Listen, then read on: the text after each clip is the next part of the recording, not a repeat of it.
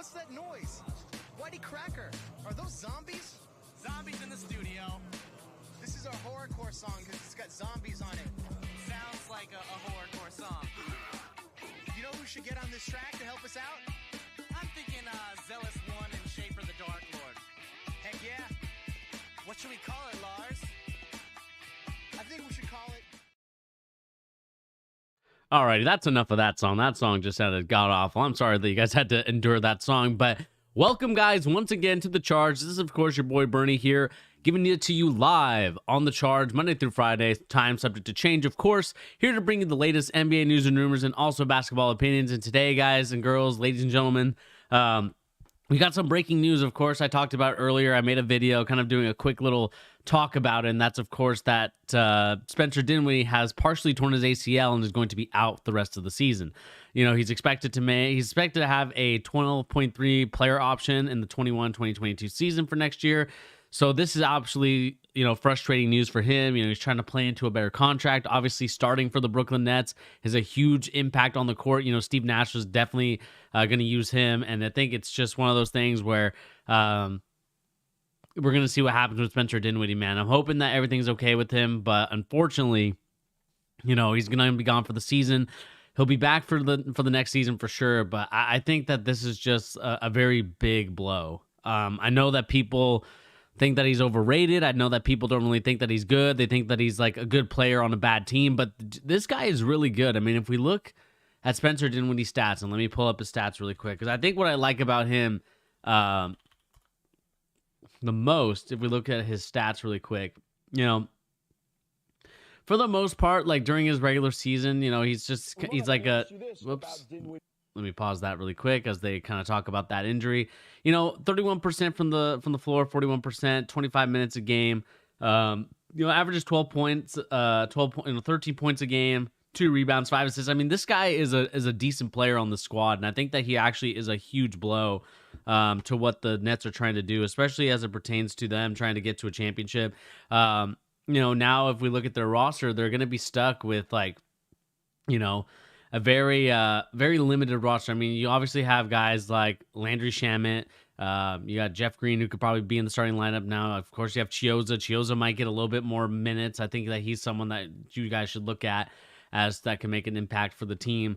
You know, Taurean Prince probably going to have to step up a little bit. You got Landry Shamet, like I said earlier. He's probably going to be the guy that steps in for that role. Maybe not starter, but definitely going to be playing some minutes. You know, Tyler Johnson, you know, he can provide you some minutes here and there, but it is a frustrating thing to see that now with the Spencer Dinwiddie injury that this is going to be a huge, huge problem. So, unfortunately, for everybody's sake, that this is just kind of bad news bears for the Brooklyn Nets. You know, like I said, Spencer Dinwiddie being the starter definitely doesn't help. You know, you have, you know, now you're going to have to move on to, like I said, you're going to have to move on to like guys like Caris LeVert, who I think is much better off the bench. You're going to have guys like Landry Shamet, maybe Bruce Brown, if you like him a lot more. I mean, this is going to be a very interesting scenario as it pertains to what the Brooklyn Nets do for their starting lineup, right? Because like we said, you know, Dinwiddie officially out for the season, and that's kind of a shame. And Sean, we got here. How about that Sabonis? Yeah, man, Sabonis, player of the week, along with Brandon Ingram. Sean, I should have texted you that I was live yesterday, and I made a huge case for the Celtics to get him, man. He's my number one now. I think, you know, obviously after the game winner that he hit, an and one on a terrible switch, you know, he's definitely a player that I think the Celtics should really look at. But I'll talk about that in a little bit, Sean. So stay tuned and stay grounded in this thing. If you want to get in the Discord, you can. But like I talked about with this Dinwiddie injury, it's a huge one. I think we talk about how big and depth wise the Brooklyn Nets are. But without Spencer Dinwiddie, you're gonna have to start moving everybody up the list. And the question is gonna be for me, like, who do you trust in that like sixth and that starting role? You know, you have, you know, Kyrie Irving and Kevin Durant are not playing tonight. You're going to have probably one of your worst Brooklyn Nets teams that you've ever seen before. And so we're going to see what happens with this Brooklyn Nets team, man. I think that right now the Brooklyn Nets are kind of in this like predicament of, you know, we'll see what happens. And I think that for tonight's game, they're definitely losing by like, but up the list by like 100 million thing. I don't even know what their record's going to be after tonight's game. I mean, maybe not record, but I don't know what they're going to be doing. So we'll see what happens, man. Like, I think at the end of the day, as it pertains to everything that we're seeing here. I do think that this is going to be bad news bears for the Brooklyn Nets. And I think that this solidifies them only winning maybe 2 or 3 games against the Lakers in the NBA Finals. Like, Kevin Durant and Kyrie Irving are definitely great enough to where they can get to the NBA Finals. They're going to be good. But as it pertains to them, like trying to win a championship and trying to get to that and trying to win an NBA Finals, they have just lost a key piece to their team. And I know, like I said, people are like, they're underplaying Spencer Dinwiddie's injury. I mean, let's look at this ESPN Plus article. You know, the Nets remake the starting lineup. Of course, you know, you have Durant, you have Irving, you have Joe Harris, DeAndre Jordan. Who fills in that next role? Like, I don't know. And like I said, you know, you have Landry Shamet, you got Taurean Prince, you know, you got Bruce Brown, and you know, you got Timothy Luwawu Carabo. I don't know if I pronounced his name right. I probably butchered it, and I apologize for that. But it's just kind of one of those things where it's like, I don't know what the Brooklyn Nets do from here because they are in serious trouble. I think they need to start looking at, you know, maybe making some trades, maybe not trading for like a James Harden, but definitely trading for another type of star, you know, role-playing type of caliber player as it pertains to the Brooklyn Nets, man, because I think they do need someone. They need one more player, I think, to be effective. And I think Dinwiddie, although not like the stats tell you that like he's not like this amazing player for them, or like a player that could be a huge X factor into it, but still, I think he could be a tremendous player for somebody. You know, if he was to get traded to another team, I think he could be a starting caliber point guard. I like his game. I think he's a good player.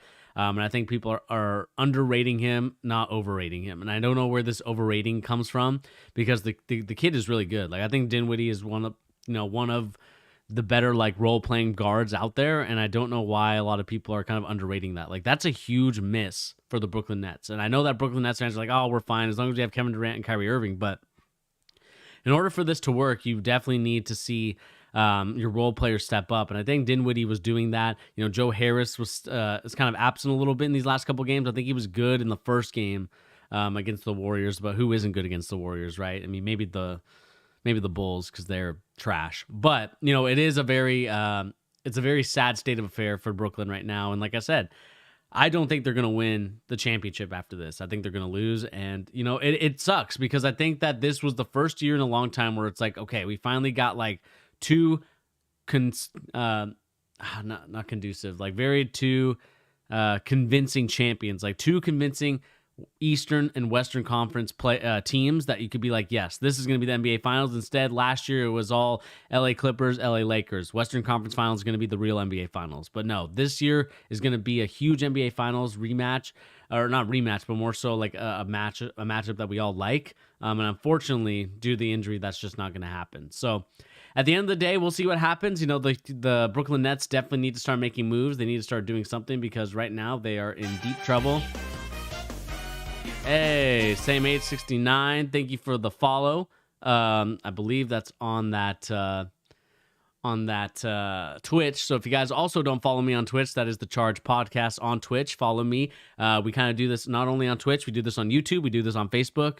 And I'm thinking about adding another streaming site. I'm not sure what streaming site it's going to be, but we definitely need to add another streaming site. So that appreciate you saying 869 for the follow. Definitely appreciative in all that aspect. And so I think the next thing to really look at, as you know, you kind of hear the garage. I'm not sure. Yeah, you can hear the garage. Okay, yeah. Sorry about that, guys. The garage is just very loud. People coming in and out the house. It's ridiculous. But, you know, it is what it is at this point.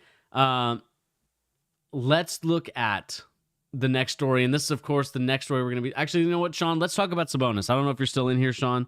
But we will be talking about Domantas Sabonis.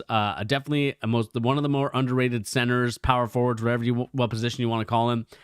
Big man, we'll just say that. Like, he is so underrated, and I think that we really need to start trading for him. I think we need to start looking at some aspects and like some trade assets and that trade exception and start looking at like, how can we get this guy on our team? I think that this, to me, is one of those things where we need to start looking at that center replacement. I love Tristan Thompson. I love Daniel Theis, but I think if you put Tristan Thompson at the 4 and you put like Sabonis at the 5, or, you know, vice versa, if you want Tristan Thompson to kind of be like your traditional center, I think Sabonis is definitely a player that I would like to get on my team. I mean, let's just look at his team. Let's just look at the Indiana Pacers. Right now they are 3-0 in the Central Division. Obviously, you know, same thing with Cleveland, which is which, you would never hear that in a million years, right? Cleveland and Indiana are number one in the conference. Meanwhile, you have Milwaukee, obviously with the Greek freaking Giannis, that the reigning MVP, the 2-time MVP, chilling in third place. Detroit and Chicago, rightfully so, down at the bottom. But it's just kind of crazy to me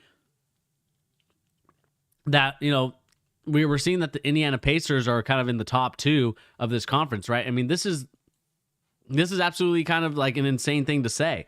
And so as we look at the stats right now for the Indiana Pacers this season, Victor Oladipo, I think, has only played in 2 games. And so he's taking a break off this one. I think it's just for the knee, making sure that it's healthy and stuff like that.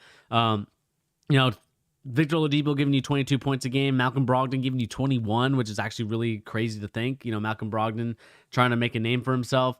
You got Sabonis, who's 24 points a game, obviously the leading scorer on the team.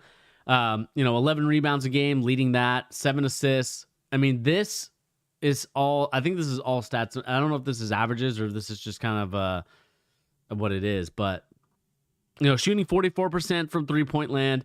57% from the free throw line. That's got to improve a little bit. But 2-point percentage, 60%. Scoring efficiency at a 1.5. I mean, it's just kind of, let me make sure that this is the right stat. What is this one? Scoring. Let me see here. Scoring efficiency and shooting efficiency. Very good. I mean, this to me is one of those things where we need to start looking at getting Sabonis, man. I think that we need to get him. If you want to see Bubba Warren, if we see Bubba Warren, this team is definitely dangerous. I do like, TJ Warren's kind of gone off to a slow start, if I'm not mistaken. I mean, let's kind of look at Warren. I think he's at 15 points. Like, the thing is, like, I never thought that TJ Warren was going to be like an all-star or a star, like an all-star superstar type of player. I always thought he was going to be a great role-playing scorer off the team or on the team. And he's kind of proven me right in that aspect, because I think that, I don't think that we're going to get this, obviously with Sabonis out, it allowed him to get more points, allowed him to get more touches, and he took great advantage of it in the bubble. No one really knew about TJ Warren in the bubble. And now I think teams are a little bit more prepared for his game. But still, TJ Warren is giving you 15, which, I didn't expect that. I expected like more so like I think if you were to tell me before the bubble, you weren't expecting TJ Warren, you expect TJ Warren to give you about like that, Jug McDermott giving you 13. That's crazy. Walker. Tomorrow, a nice little legitimately check with the Cavs playing the Knicks. Yep. Legitimate check. Yeah, we'll see if the Cavs are for real tomorrow. I mean, Walker, are you I can't remember, are you a Cavs fan, Walker? Because, I mean, the Cavs right now, they're looking like a pretty solid team. I think we talked about it last night just like a little bit, and maybe we'll kind of go into their team and kind of look at their highlights and kind of like get a good like representation and kind of good look at like why are the Cavaliers doing so well this regular season. Right now they're 3-0, again with the Indiana Pacers 3-0. I think the thing with this Pacers team, what I like about them, like I said, they have a great, well-balanced team. You got guys like Sabonis, you got guys like Oladipo, Malcolm Brogdon, who's stepping up into his role, TJ Warren, who's still kind of staying at that like regular pace. I don't think he's like up here anymore. I think he's more a little bit down here, but that for what this team needs, I don't think that he needs to go like another level. He just needs to kind of stay in his lane and kind of stay there. You got Miles Turner, who I would like a little bit more out of. I know that he's kind of in that power forward center role, but yep, it's hard to know if any team legit since the short offseason. Everyone looks rusty. Yeah, I mean that's true. You don't know what to really expect, but I do think that the Cavs, we need to stop sleeping on them a little bit. I mean, 3-0 is still impressive. I mean, the teams that they beat, obviously, it's definitely not the toughest schedule, I would say, out of everybody, but still 3-0 in a very competitive conference where you're playing teams like Milwaukee. I mean, that's got to say something, man. Especially as it pertains to like Giannis, who's the reigning MVP, like not playing to the level and expectations that we're seeing right now. Cassius Stanley, I think, is another good player that they have as like a role playing, like they could potentially like a sleeper pick, right? A potential guy that could potentially be in like their rotation a little bit. You got TJ McConnell still doing kind of his thing as kind of like that backup point guard. Aaron Holiday, great pickup for them. I really like the kid. I think he's gonna be good. You got the two Holiday brothers, and Justin and Aaron, who, Justin plays about 27 minutes with 8 points a game. Aaron playing about 19, getting you 6.3. So the Holiday teams are doing very well in that aspect. And I got this, like, the one thing I hate about Apple Watch, and just not going a little rant here, I don't like the fact that it always just kind of wakes you up. Like, it's like, dude, I stand, okay? But anyway, that's besides the point. But I do believe that this Indiana Pacers team, and let me go to a live scene. I kind of like, I'm not showing you the stats on the screen, right? Like, Sabonis is dominating all of it. You know, Miles Turner with blocks. Defensively, Miles Turner is going to be a beast. Like, we all know that. Aaron Holiday with steals, great. But Sabonis leading, like, this to me right here, 24, 11, and 7. And obviously, this is 3 games. Like, this is not like for everybody to be like, oh my God, you know, this is crazy. But I think we need to strike when the iron's hot and get Domantas Sabonis. I think he needs to be on the Celtics. I think he'd be a great addition. He looks the part of a Boston Celtics, not to be kind of like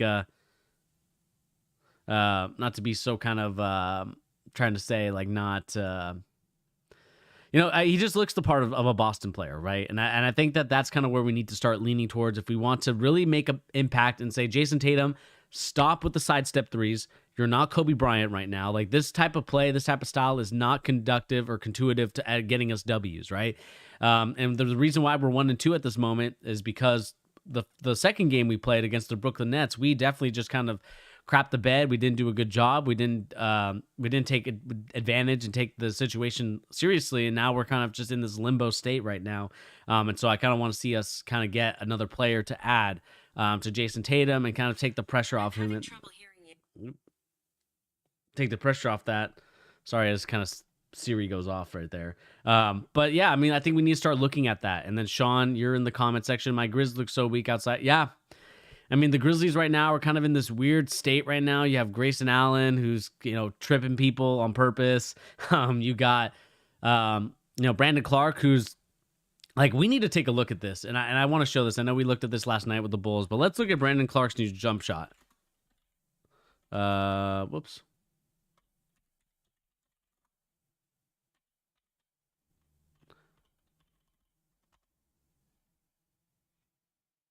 Let's look at this jump shot right here. Let's look at kind of, I don't know if there's like a recent stat here, but like this is not looking too hot for. Hey Tyrese, how you doing, man? Are you watching the Nets Grizz at 4:30? No, I don't think I'll be watching the Nets and Grizzlies at 4:30. I think that I'll see what other, like, as much as I think, because the reason why I'm not watching that, Sean, is because the Nets are without KD and Kyrie Irving, so I don't think it'd be a game that I'd be interested in watching, but I think that it would be one of those ones where like you just kind of like chill and see what the score is, and if it's close, you check in on it. And Tyrese, how you doing, man? We're just kind of going over what's going on. Twitter will have videos of it. Facts. Let me go to Twitter really quick. Guys, if you guys want to check out my Twitter, this is the Charge Stream. If you guys want to follow, hit that follow button. And just probably start using it a little bit more. Let's see, Brandon Clarke. Oops, we got to put the little E at the end. Like, look at this.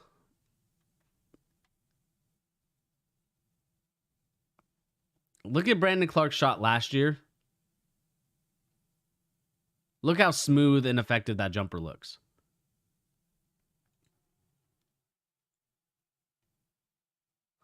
Look how smooth that jumper was last year, and now let's look at it now.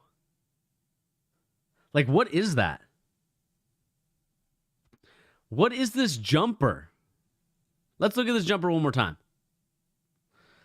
I don't know what shooting coach he's going to. I don't know if he went to Markelle Fultz, old shooting coach, or what have you, but that's bad. That's really bad. I mean, this to me, like, yeah, it's not the prettiest looking jumper, but look how effective it is. There's no hits to it, but like now it's like he almost kind of has like a, and then kind of like pushes it out. Like it's almost like worse than Sean Marion back in the day. To Kevin Martin, Baby Clay to Kevin Martin. That's what it looks like, man. It's like, it's crazy to me. I make fun of, or not, I don't make fun of Ben Simmons, but more so I criticize Ben Simmons for the fact that, it's like, I want you to work on a jump shot. You need to start working on it. But like, I hope that like if Ben Simmons does work on it, he doesn't work with Brandon Clarke, shooting coach. Like this is just absolutely ridiculous. That shot is terrible. It's not good, and I think that we need to start investigating who this shooting coach is, because I want to know. He got that 2K lag. He definitely does have that 2K lag. He's playing on like the highest latency you can think of. But it's just kind of, I think it's really affected him to a point where I don't think he could be like, I think he's actually kind of regressed, Sean. I mean, you're the resident Grizzly fan over here in the Charge community. Like, Sean, what's your opinion and take on the Grizzlies at this moment? I know you talked about how you only have John Valanciunas, but like, what else is going on? Like, I know Dylan Brooks is going to Dylan Brooks. I know that Brandon Clarke right now is not living up to the expectations of his jump shot. But what else is going on with the Grizzlies right now? I felt like they were one of those teams that could make a sneaky push for the playoff spot. They're 0-2 right now. They're playing the Brooklyn Nets tonight. We got Detroit and Atlanta playing today. And then we, of course, have the Utah Jazz and the Oklahoma City Thunder playing tonight. We have Houston and Denver. And then we have Portland and Lakers, who, I think the Lakers just look like a completely different team at this point. So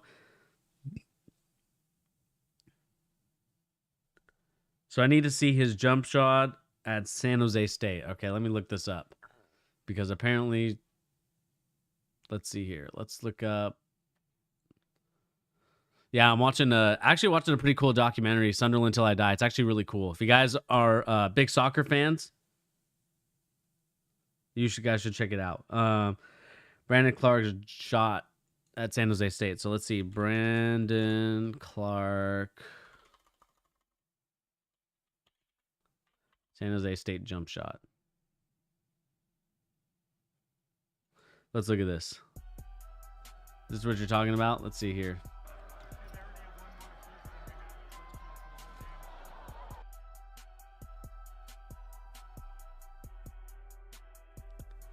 So I want to see him shoot a jumper. That's it? All right.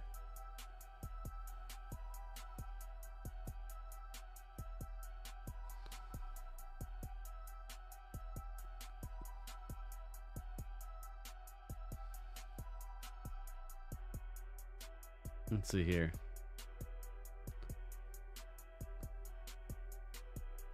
Oh wow. Oh wow. Let's look that back. Right here, guys. If you guys can see on my screen, this is Brandon Clarke right here. Wow. I found it, Sean. It was stuck in the highlights, but I found it. Wow. Let's look at this one more time. Let's look at this in slow motion. There is no way.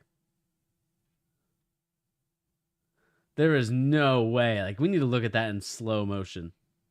We need to look at that in slow motion. All right. Obviously, the pick and pop.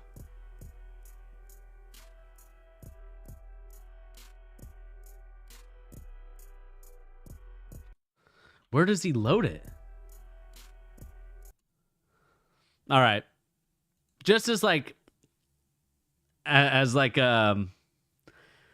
I'll say this as like a basketball coach, and just kind of like what I've kind of like learned and progressed as I've kind of like, obviously I'm not it definitely has changed like 5 times in 5 years. It's crazy to see that.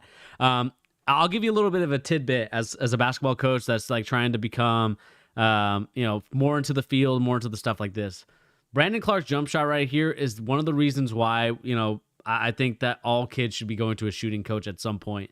You should definitely look to look at like a jump shot, because like the problem here is that when you load it to the back here, you're adding like another type of trajectory to it instead of kind of like more up in your face to where you kind of release it here and then you let it go, right?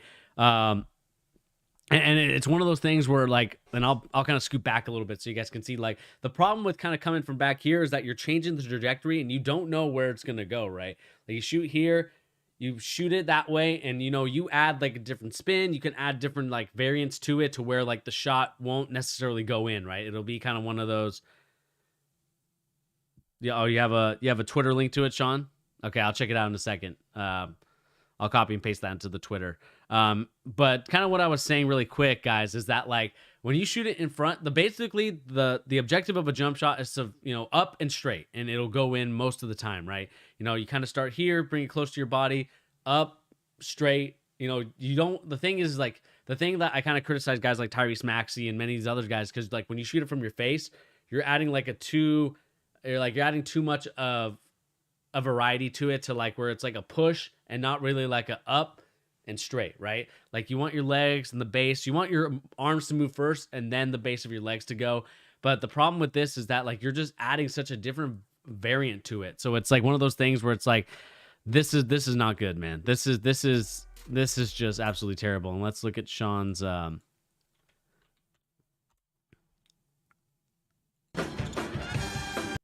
let's look at this. Oops.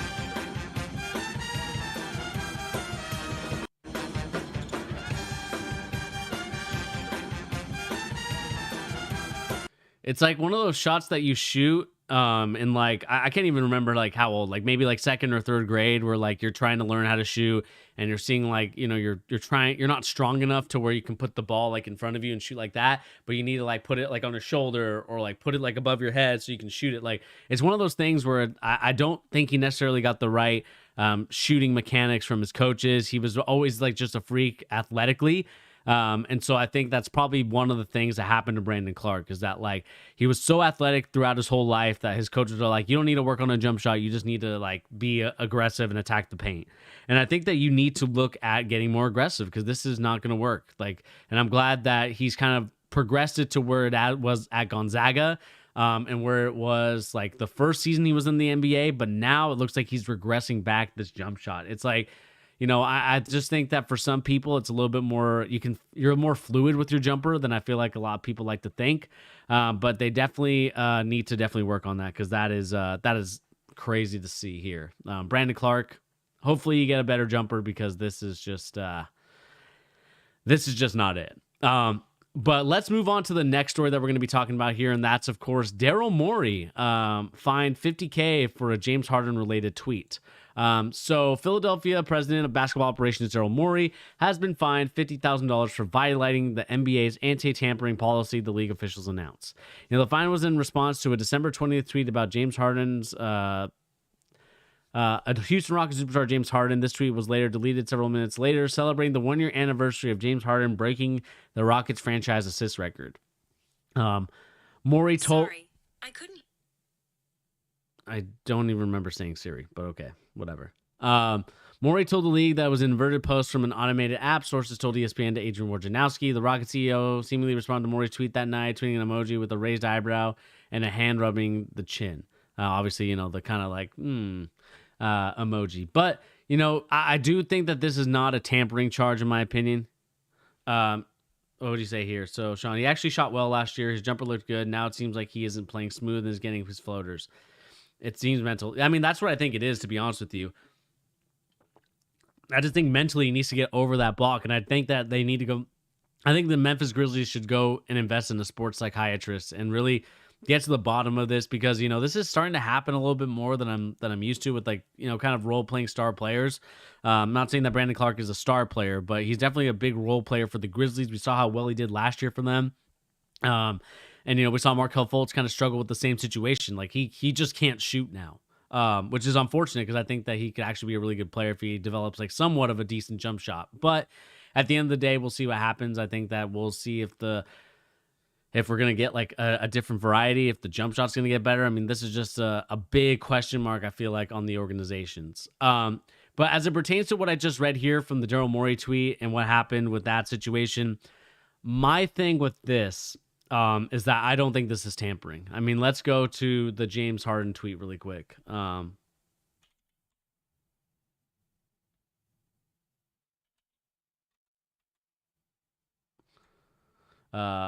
second. Let's see here. Let's put this into Twitter.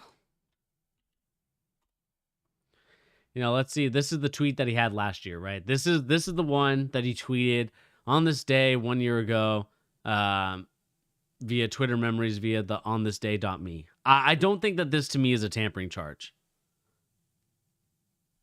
This to me is one of those things where it's like, I get it. that like, James Harden, I get that you're like on a different team. I get that. But to me, this is probably the most like untampering charge I think I've ever seen in my life. I don't like, is it wrong for Daryl Morey to tweet this out? I don't think so. I mean, why do we think that this is wrong? I mean, this is what the fine said. Daryl Morey fined $50,000 for violating the league's anti-tampering rule. This fine is in response to a since deleted social media post Morey made on December 20th regarding Houston Rockets James Harden. I mean, like, okay, so let's say that, like, Tyronn Lue congratulates LeBron James for winning a championship this year. Like, is that a tampering charge? Like, to me, like, I don't think that that's tampering at all. I think the league is starting to get like in this sort of like Bush League type of like, oh, this is a fine because we want to make sure that no one's tampering. Like, I don't, that's not tampering to me. Like, that to me is just congratulating. Obviously, the 76ers are in talks and are in communications with the Houston Rockets and acquiring James Harden, whether that's trading Ben Simmons and stuff like that. But to me, I don't think that that's necessarily a tampering charge. Like, let me know in the comment section down below if you guys agree with me or if you guys disagree with me. Because to me, honest with you, I don't think that this is a tampering charge. I think that that's more so of a, congratulating a player. Like, obviously, it's via on this day.me. Like, let's look up on that website. Let's really quick. So let's go to on this day.me. Let's see here. Oopsie.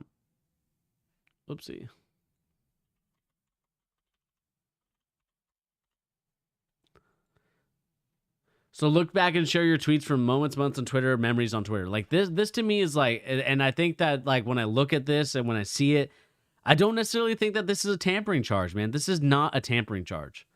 This to me is some Bush League trying to get him a foul or trying to give him a fine. So like Daryl Morey, it like, I don't know. This to me is just not a good one. Like, I don't know if this is kind of like what I would recommend as like a tampering charge. And this to me is, it's nothing. It's a nothing sandwich, because all you're basically saying and all you're basically doing is that you're basically just saying like, James Harden, congratulations on beating an assist record. Like, that's really it. You're not saying like, James Harden looking pretty well out there. I think that, with a couple more assets and a couple more things, I think he could be a great player, or like he, a couple more things, then the Houston Rockets can be competitive. Like, that to me, that's a tampering charge. If you comment on the team, if you say anything about the team that's like, or say anything negative, say anything positive, like in terms of like, if James Harden was, around a couple shooters, around a big guy that can really help them out, I think that he could do really well in this league and get another MVP. Like, that to me is more of a tampering charge than saying congratulations on getting an assist record. Because I like, we have so many of these tampering charges. Like, I don't know how Paul George didn't get one. Like, this Jerry West, like Jerry West should be fined. There's literally a voicemail out there with Jerry West congratulating whoever I think it was John Wilkes or whatever the guy's name was that got Kawhi Leonard there. Like, that to me is a tampering charge. That to me is like you're tampering with it and trying to get Kawhi Leonard to go to LA Clippers instead of the LA Lakers. Like, I think that this to me is a nothing sandwich, and I think that this, to me, is a slippery slope for the NBA. Because at what point can you not congratulate guys like LeBron James, congratulate people that give me a winner for each stage after this Morey talk? Yeah, I'll do that for you, Sean. But like, to me, like what I find frustrating about this is that like we can no longer congratulate people on achievements that they've accomplished, right? Because otherwise it's seen as, oh, he's tampering, or like, oh, he might be onto something. Like, I think he's trying to get James Harden to come to the Clipper, or like come to Philly. Like, I don't think that happened at all. I don't think that this is not something where I'm like, yes, this is exactly what happened. I think this is, again, a situation where the Houston Rockets are very sensitive of trying to trade away their star player. You got Daryl Morey, who said he's interested, or the 76ers have been rumored to be interested in him. And I just don't think that this is necessarily like a situation where I'm like, yes, this is tampering. 100%, you should fine him. I think that this is how we need to start looking at it, and we need to start looking at like how we can really like define tampering. I think they need to start going back to the rule book and starting to kind of let us know like, okay, this is tampering, this is not tampering. Like, this is the list, this is the organization, this is like the things you can and can't say. Like, congratulating a player on accomplishing something in their own organization, and not really saying like anything else. And I know that Daryl Morey deleted that because obviously he was probably like, oh, let me look at the This Is Me and kind of see what I've tweeted before, like probably trying to look even more back in his day. But I don't know, man. I don't think that this is necessarily a tampering charge, and I think that this is where we need to start looking at not really, I just don't think that this is a tampering charge. Like I'm probably talking in circles right now, but in my honest opinion, I don't think this is a tampering charge. And let me know in the comment section down below, what do you guys think? Should Daryl Morey have been fined $50,000 for congratulating James Harden? And like, basically it's a tweet that you look at like years ago in the past. Like it was 1 year ago to this day, or the 20th, I believe, where James Harden broke the record, and now it's like a huge deal. But like I said, let me know in the comment section down below, what do you guys make of this story? Do you guys think it's a big deal? Do you guys think it's not a big deal? Let me know in the comment section down below. And let's go to what Sean wanted to talk about. He kind of wanted to talk about the winners for all these games. Let's go to the full scoreboard and look at each game. So we got Pistons and Hawks. I think the Hawks easily win today. I think the Hawks they're rolling right now. They've won 2 games, obviously not against like great competition, but I think that they're going to continue their way because the Pistons, of course, are not great competition. They're probably one of the most lackluster teams that you could probably have in the NBA, just because I think that they're in a rebuild. They're like they're in this weird phase where it's like, they want to rebuild, but then they also have these older veteran players where it's like, okay, we still want to win games. So it's like, I think the Pistons either need to commit to the rebuild, or they need to commit to not doing anything, or like to just like completely like saying, all right, we're going to try and get to the playoffs. Because I think right now where they're at is it's just not working for me. And, I'm not the biggest, not supporter, but I'm not the biggest fan of Blake Griffin, but like they need to start, doing a better job here, because I think that they need to win. Then the next game we got, of course, is the Memphis Grizzlies against the Brooklyn Nets. Of course, Kyrie Irving and Kevin Durant are not playing tonight. So this to me is going to be probably a Grizzlies win, because I think John Morant's going to go off tonight. The question for me is going to be the role players for the Grizzlies. Can they step up? And this to me is an audition, I feel like, for the Brooklyn Nets, is like, who's going to be that second star for the Brooklyn Nets to start stepping up for them and to start getting them those W's? Because in order for them to be successful, in order for them to win games, in order for them to go to the NBA Finals and win these games, I think the Brooklyn Nets are going to have to rely on some of these stars that are going to be filling in for Kyrie Irving and Kevin Durant, and see whether or not those guys can actually do it. That to me is going to be the biggest question mark as it pertains to the Brooklyn Nets tonight. This is, I feel like, is a big audition for those role players, and seeing which player can and can't help them out in terms of getting them to the championship and actually helping them out. So I have Grizzlies winning this game. The 5 o'clock game, Jazz Thunder. I got the Utah Jazz winning. I think the Utah Jazz, I think Donovan Mitchell definitely needs to improve. I believe he scored 21 points on 23 shots, so he definitely needs to be more efficient. Mike Conley needs to step up. I'm a little disappointed that he hasn't really flourished in the way that I thought he would in this league, or thought he would in this Jazz team. But Rudy Gobert doing his thing, almost averaging a 20-20 type of game, showing you why he is worth more than worth at least close to the Supermax. I know that me and my boy Brad, we made fun of him calling, or kind of making fun of like the baguette Bismack Biyombo, but I think that he actually could do pretty decently. Like, obviously his game is not shooting, like his game is basically pick and rolls, and just getting putbacks and doing stuff like that. So I want to see like how the Utah Jazz kind of start stepping up from that aspect. They need to start doing it. And so we'll see if they can do it. And I just think the Thunder right now, with Shai Gilgeous kind of stepping into his role, hitting the game winner against the Charlotte Hornets, I think that that's another great player. And I think that it sucks that he's kind of on a crappy Thunder team, but I think that as he grows and progresses, I think the team building around him and getting another superstar, maybe getting an Amani Bates or getting a Cade Cunningham to pair up with him, could be a really good foresight as to how the Thunder are going to be going for the near future. We have the Houston Rockets and the Denver Nuggets. I think this is going to be an instant classic. I think the Denver Nuggets are going to win this game, even though I'm not convinced so far with the way they're playing. Jokic averaging basically a triple-double at this point. Obviously, only 3 games in, not really a huge deal.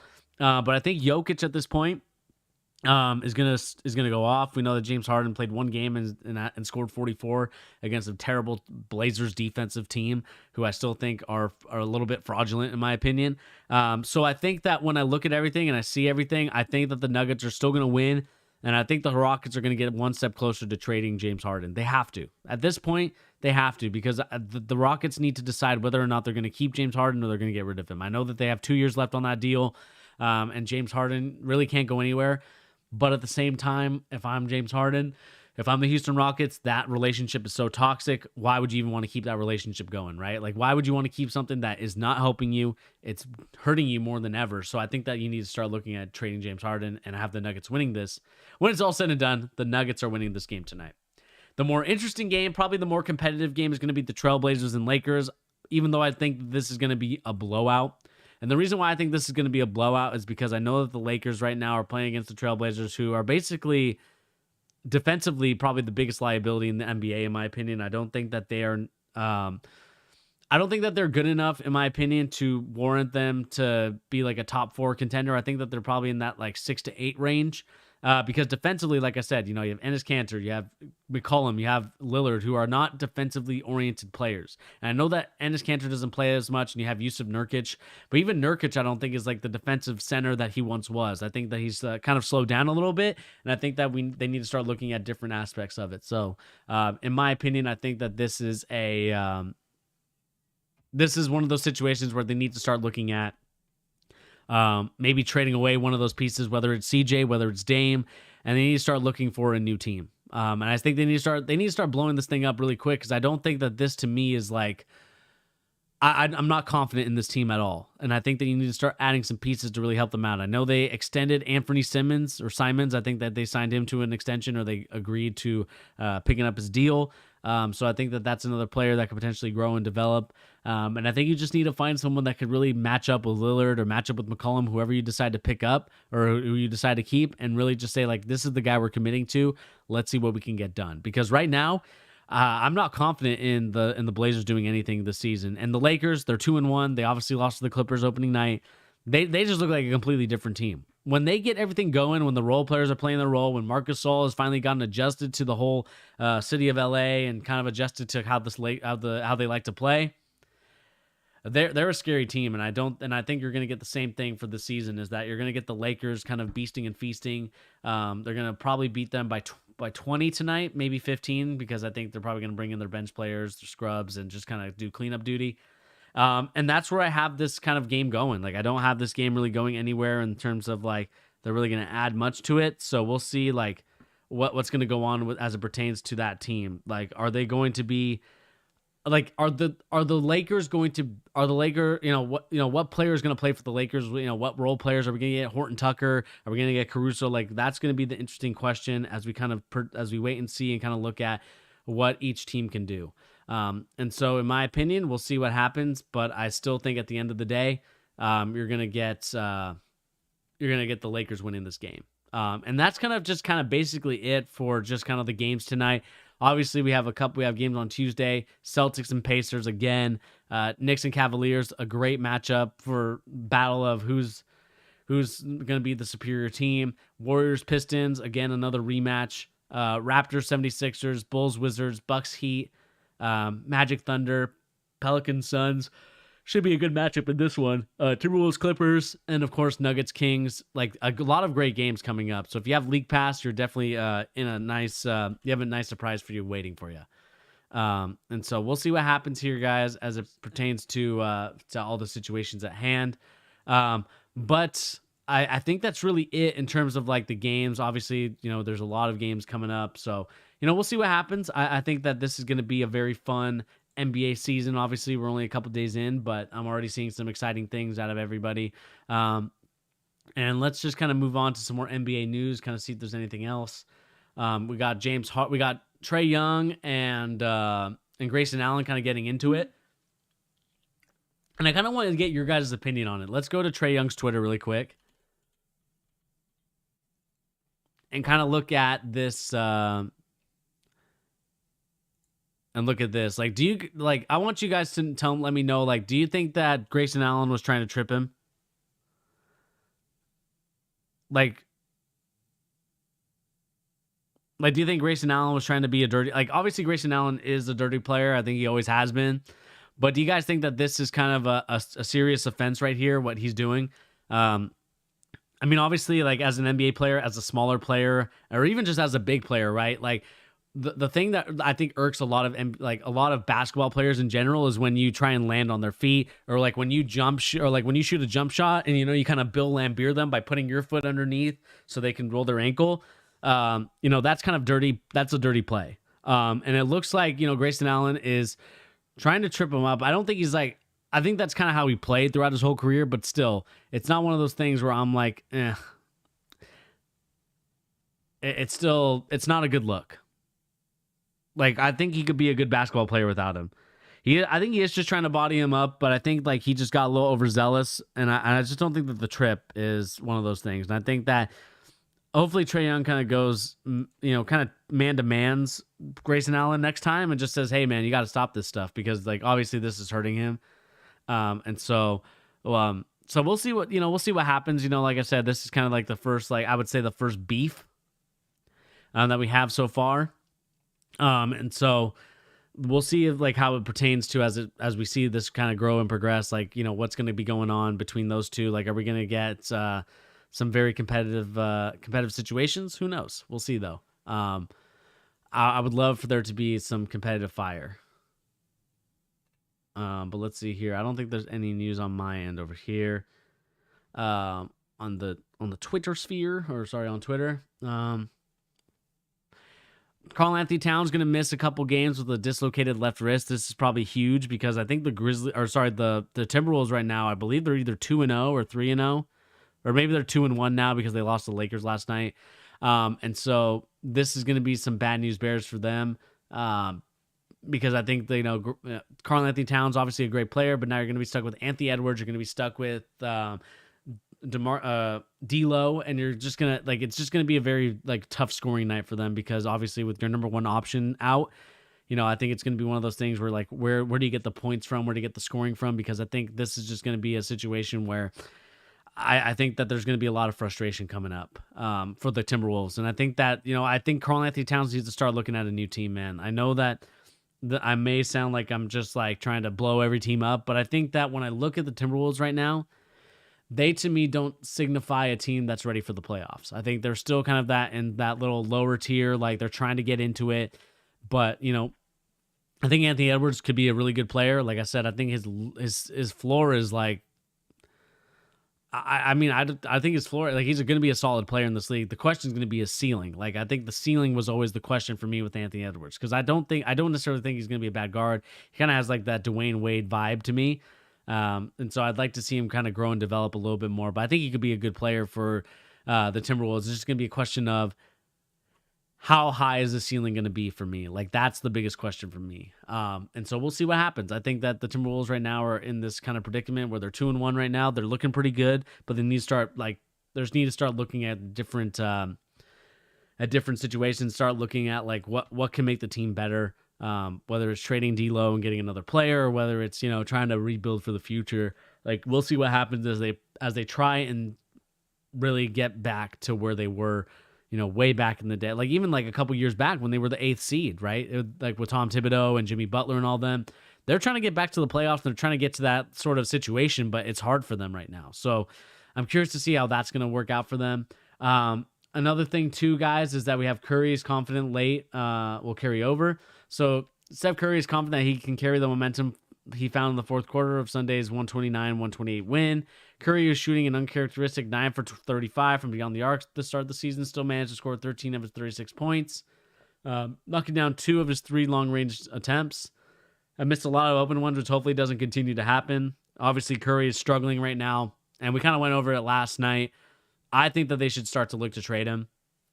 I know that's kind of crazy and sacrilegious to say, but I do think that the Warriors would do much better if they'd start to rebuild, right? You got Wiseman, who looks like a pretty solid player. You can build around him if that's kind of your number one guy. This next 2 drafts, you have the Timberwolves draft pick, which Timberwolves, I don't know what you're doing. And you need to start looking to build for the future because right now, it's just not looking pretty for them. And I think that Curry, what are you going to, if you trade James Wiseman, if you trade all these players, are you going to get the team to build around Curry and kind of play in the same style that you did a couple years back? Because I think that's how Curry has to play from now on. I don't think he's a guy that you can kind of just stick on any team and be like, yep, go and do something. He's one of those guys that definitely needs to.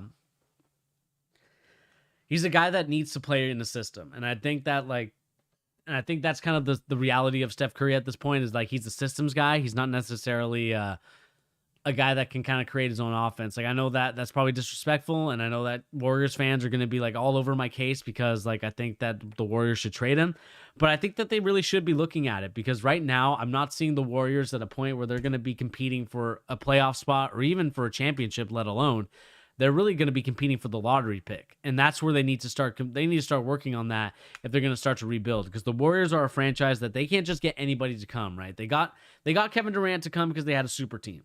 But now without Kevin Durant there, you have an aging Steph Curry. You have Draymond Green, who has yet to step on the floor for the Golden State Warriors. You have Klay Thompson, who got injured once again.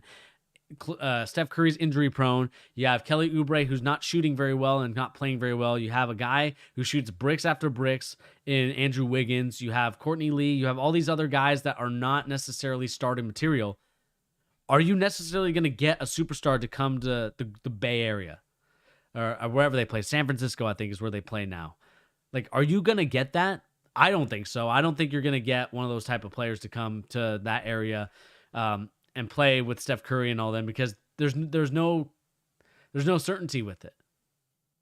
And I don't think that there ever will be because I think that right now what I'm seeing from this team is I'm just seeing like some very bad vibes and, they barely won against the freaking Chicago Bulls. The Chicago Bulls are one of the worst teams ever. And he went to basically 129 to 128 over them. Like the Bulls, that shows you how much of the mess of a Bulls team it is because the Bulls really should have won that game. They should have been fine with the win. And, the Warriors should be really 0-3 in my opinion. Like they lucked out in last night's game. Obviously you need to have luck in life because it happens. There's a chance of randomness, but really, from what I saw last night, I was not impressed with the Warriors. Steph Curry is shooting abysmal right now. Like we talked about, 9 for 35 from beyond the arc. That's terrible. I think that's less than 30%, or like close to it, if I'm not mistaken. I know you're saying that he's going to retire a Warrior, but they either need to trade those picks and trade Wiseman away, or they need to start trading Curry away and build for the future because they need to decide what it's going to be. Because I don't like if your aspirations are championships and getting to the finals, I don't think you're going to be doing it with Steph Curry and James Wiseman and drafting these young players and hopefully they can grow and develop by the time Steph Curry's like 35. I understand that Curry's game isn't necessarily like athletic inducive to where like you need to be faster, stronger. His game is more so like run around the court, get open looks, basically play like a Ray Allen type of system. And I think that that's kind of where Curry needs to, maybe he needs to be an off-ball guard. Maybe that's what Curry needs to do. Because right now, like his 3-point shot is not looking good.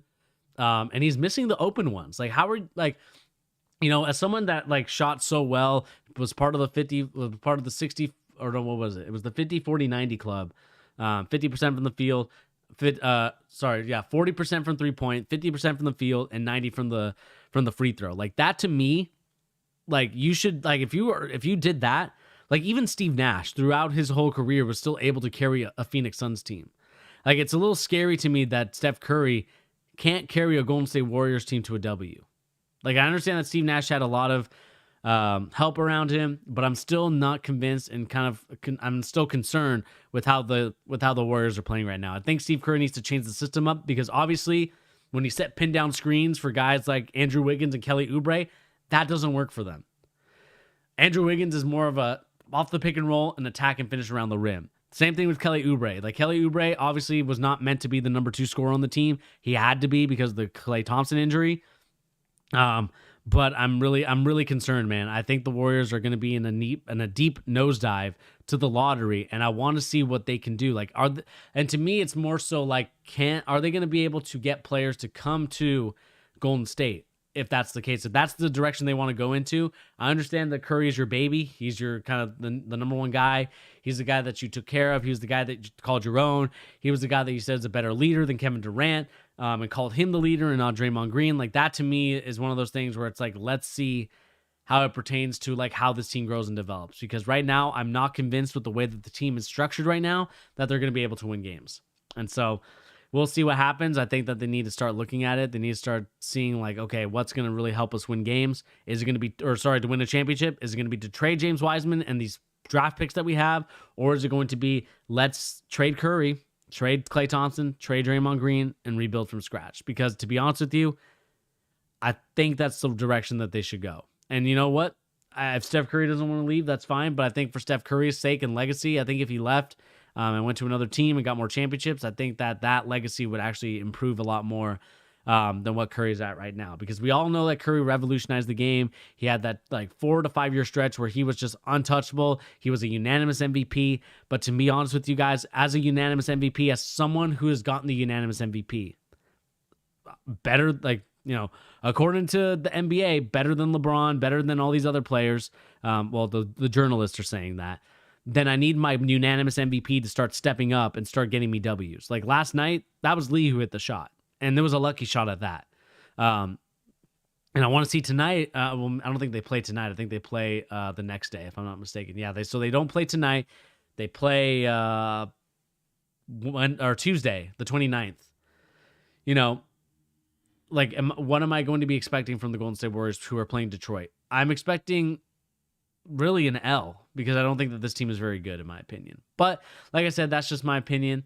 But the one thing I did want to do is to kind of look at, I wanted us to look at some Cleveland Cavaliers. You know, the Cavaliers are 3-0 right now.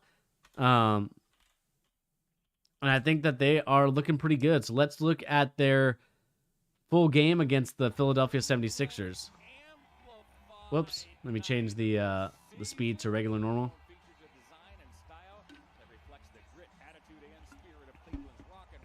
Kevin Love back in the lineup. Great to see. I would love for him to go to a championship contending team.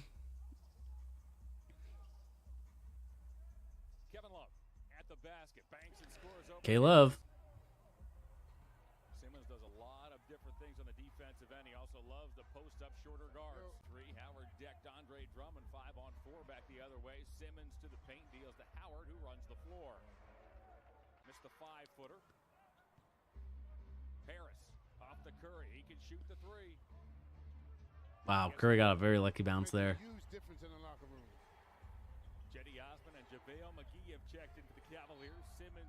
And for anybody that's a Cavs fan, what do you guys think of Cedi Osman? I always thought that he was kind of like a potential, like he could be like a good player, but I haven't really seen it this season. Like, I think that he's okay.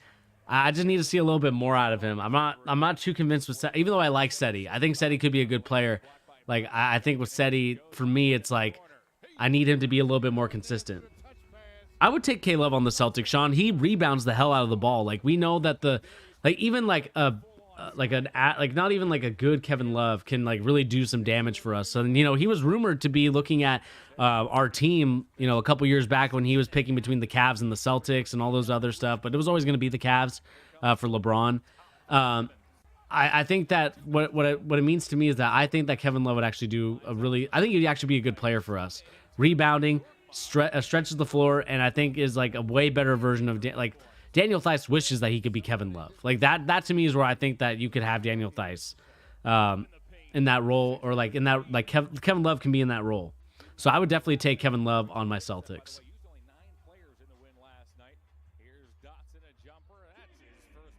And, you know, I think the Cavs have 2 starting centers, right? They have Andre Drummond and Kevin Love. It's like you have like, you know, all these embarrassment of riches, and it's like, you know, you got to start like thinking about trading them.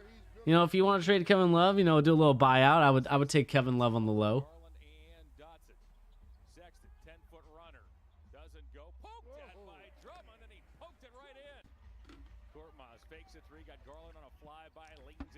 I don't know what it is. I think Doc Rivers likes his international guys. I think what it was, Zubac. Who else did he have? I mean, I don't think he had anybody in the Celtics that was like that. Well, it was like Korkmaz. It was like, I think the Clippers had an international player. But I don't know why Korkmaz is getting a lot of minutes. Like, I would give that to like, I would honestly give those minutes to Maxey. Like, I know Korkmaz is like a solid like veteran player, but I don't know, man. Keep him in and shoot free throws down the stretch as Simmons had that blocked by Drummond. Here goes Big Andre, rumbling into the forecourt. Finds Garland. Ooh, okay. And we're talking 49-32 in the second quarter.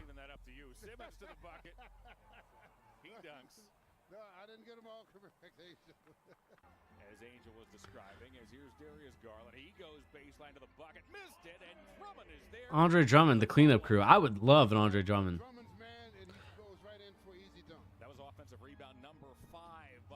But he kind of plays that Tristan Thompson role, and it's like we basically took the discounted Andre Drummond, in my opinion. Like, I think Tristan Thompson's a great player. Obviously, did really well, won the Cavs a championship, but I thought that this is kind of one of those things.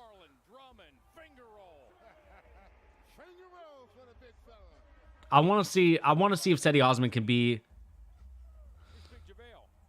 Well, I think what it is, Sean, it's not more so defense. It's more so like the thing that you're seeing here very often. It's because of the 3-point shot, right? Because the rebounds go so high, they go into someone's hand. Like, basically, you're able just to go on the fast break and basically have like a 2-on-1, a 3-on-1 type of shot because how long the rebounds go on a missed three. That you're able just to kick it out again to transition. Like, transitioning for the NBA is like the biggest thing. Like, that's how they get most of their points. Like, you're seeing like how the 76ers play without Joel Embiid. They're a transition team. They like to go back and forth, up and down. It's the same thing with the Lakers at the moment. Like, they like to go up and down. They don't want to be this team that like goes in a half court set. I think half court offense or like half court just playing is starting to become less and less because of how the 3-point shot has affected it. Because of the long rebounds, you're outletting it. You're in transition. You're trying to get to the basket, trying to go as quickly as you can to get a bucket. And that's what I'm kind of seeing here is that, like, you know, that's what I'm seeing mostly from this team. Harris looks for an answer. Out comes Harris. He'll shovel to Simmons. Simmons lost the ball. Is poked away by Nance. Comes to Exum. 2-on-1. Like, look at that. Basically turnovers. Sexton banks it in. Sexton on Simmons. Got a half step. Ran into Scott, however. Simmons led the league in steals last year. JaVale McGee. JaVale McGee is starting to develop that jumper. Like, okay, let's have a contest. Which jumper looks better, Brandon Clarke's or JaVale McGee's? Man, I don't know how he hit that. Curry leans into a long distance three. Falling like Curry. Action by Garland. Garland off and running. Simmons is the only man who can catch him. He missed it, but Exum follows and scores. Garland had a half step on Curry to the bucket. That's off by Simmons. Mentioned the Cavaliers were good in terms of ball control in the first half. As Dwight Howard. Pass from Curry, he dunks. Doc Rivers can ill afford. Let's see here. We kind of just watched the highlight. I just want to, like, obviously shout out team of the day, team of the week. It's got to be the Cleveland Cavaliers for a 3-0 start. Like, this is just, you know, you don't expect this from the Cavs, right? We all expected the Cavs to kind of fall off and be kind of in the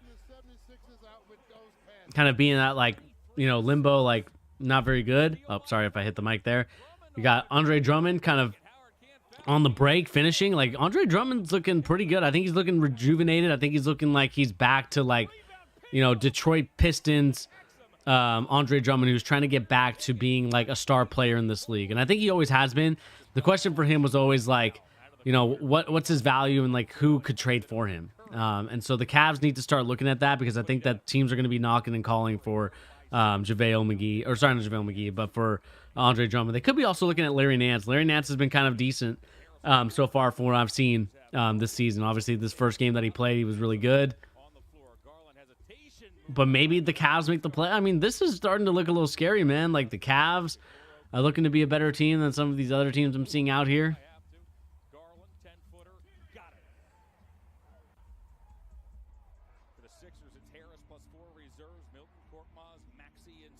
Like, look at the look at all the players out there for the teams. Like, you don't even have the good players out there.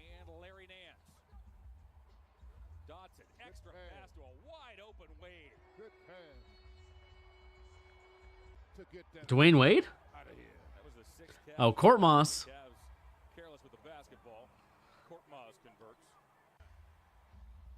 Let's see here.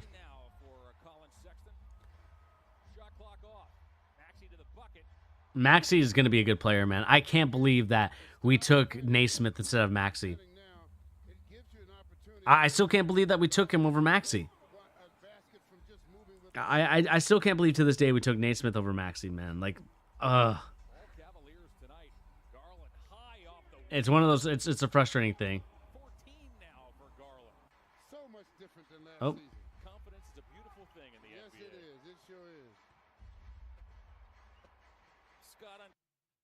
Huh. I think I'm still streaming on these other sites. All right, everybody, I'm going to check in with you in a little bit. I just have to, I see that the stream is unavailable for some reason. So let me take a look into why that is. So anyway, guys, like I said, my name is Bernie.